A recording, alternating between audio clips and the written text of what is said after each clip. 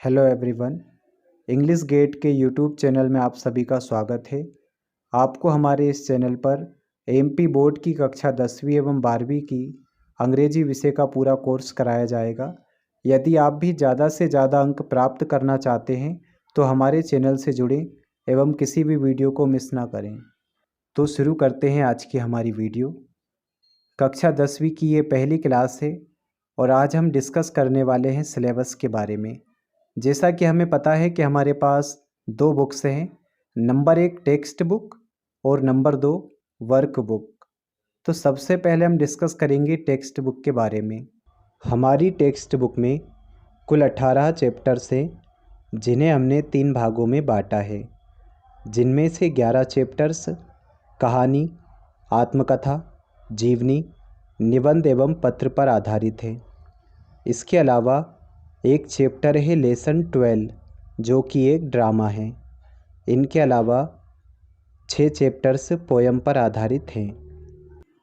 Exam में text book में से 30 नंबर के प्रश्न पूछे जाते हैं। इसके अलावा हमारे पास एक और बुक है जिसका नाम है वर्क बुक, और वर्क बुक में से एग्ज़ाम में 15 नंबर के प्रश्न पूछे जाते हैं। तो आज की इस वीडियो में हम डिस्कस करने वाले हैं ब्लूप्रिंट के बारे में। किसी भी विषय में अच्छे अंक प्राप्त करने के लिए उस विषय के ब्लूप्रिंट का ज्ञान होना अति आवश्यक है। अगर हम क्वेश्चन पेपर की बात करें तो आपका क्वेश्चन पेपर 4 सेक्शन में बटा होता है। Section A, section B, section C एवं सेक्शन डी। अब हम यह देखेंगे कि चारों सेक्शन में किस तरह के और कितने नंबर के प्रश्न पूछे जाते हैं। तो सबसे पहले हम डिस्कस करेंगे सेक्शन ए के बारे में। सेक्शन ए में 3 प्रश्न पूछे जाते हैं और तीनों प्रश्न अनसीन पैसेज पर आधारित होते हैं। प्रत्येक प्रश्न 5 नंबर का होता है। कुल मिलाकर सेक्शन ए में 3 प्रश्न 15 नंबर के होंगे। अगर हम बात करें सेक्शन बी की, तो सेक्शन बी में 20 नंबर के प्रश्न पूछे जाते हैं। सेक्शन बी के पहले प्रश्न में आपको एक एप्लीकेशन लिखने के लिए दी जाती है और उसी के अथवा में एक लेटर दिया हुआ होता है। दोनों में से कोई एक करना होता है जो कि 6 नंबर का होता है। सेक्शन बी के अगले प्रश्न में फिर से एक अनसीन पैसेज दिया हुआ होता है जिस पर नोट्स एवं समरी बनाने के लिए कहा जाता है, जो कि 7 नंबर का होता है। 4 नंबर में नोट्स प्लस 3 नंबर में समरी, कुल मिलाकर 7 नंबर। सेक्शन बी के लास्ट प्रश्न में आपको 4 विषय दिए जाते हैं जिसमें किसी एक विषय पर निबंध लिखने के लिए कहा जाता है। अब हम बात करने वाले हैं सेक्शन सी के बारे में, जो कि 20 नंबर का होता है।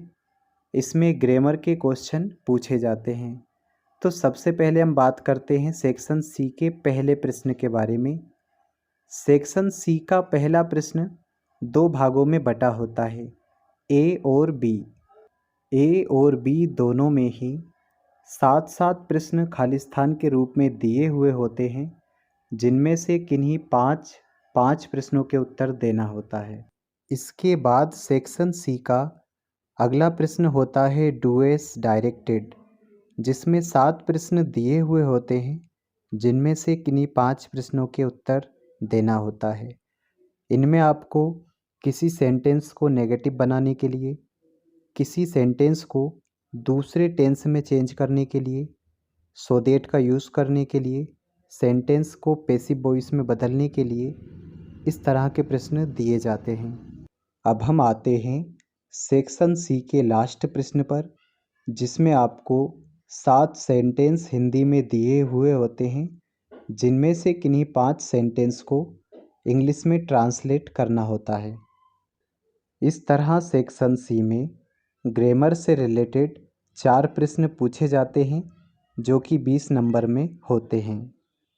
अब हम बात करने वाले हैं सेक्शन डी के बारे में, जो कि 45 नंबर का पूछा जाता है। सेक्शन डी हमारी टेक्स्ट बुक और वर्क बुक पर आधारित है। सेक्शन डी के पहले और दूसरे प्रश्न में 2 एग्जिट्रैक्ट दिए जाते हैं। प्रत्येक एग्जिट्रैक्ट 5 नंबर का होता है। यह एक्सट्रैक्ट टेक्स्ट बुक के उन 11 चैप्टर्स में से होता है जो कि कहानी, आत्मकथा, जीवनी, निबंध एवं पत्र पर आधारित होते हैं। सेक्शन डी का तीसरा प्रश्न ए और बी दो भागों में बटा होता है। दोनों में दो दो प्रश्न दिए हुए होते हैं और दोनों में से कोई एक एक करना होता है जो कि 3-3 नंबर में होते हैं। इसके बाद सेक्शन डी के चौथे प्रश्न में ड्रामा वाले चैप्टर से कोई 2 प्रश्न दिए जाते हैं जिनमें से कोई एक करना होता है। यह प्रश्न 4 नंबर का होता है। अब हम आते हैं पोइम वाले चैप्टर्स पर। सेक्शन डी के 5वें प्रश्न में 6 पोइम्स में से किसी भी एक पोइम का एक्सट्रैक्ट दिया जाता है जो कि 3 नंबर में होता है।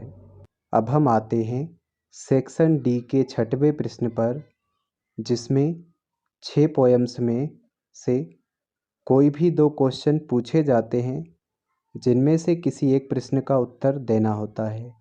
यह प्रश्न 3 नंबर का होता है।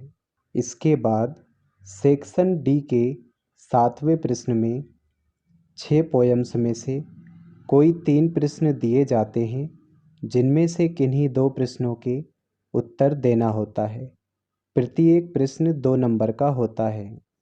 इस तरह टेक्स्ट बुक में से स्टोरी, ड्रामा और पोइम वाले चैप्टर को मिलाकर 30 नंबर के प्रश्न पूछे जाते हैं।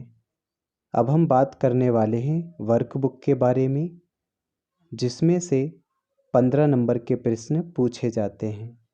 सेक्शन डी के 8वें प्रश्न में वर्कबुक से कोई 4 प्रश्न दिए जाते हैं जिनमें से किन्हीं 3 प्रश्नों के उत्तर देना होता है। प्रत्येक प्रश्न 3 नंबर का होता है। अब हम आते हैं सेक्शन डी के लास्ट प्रश्न पर, जिसमें वर्कबुक से कोई 3 प्रश्न दिए जाते हैं जिनमें से किन्हीं 2 प्रश्नों के उत्तर देना होता है। प्रत्येक प्रश्न 3 नंबर का होता है।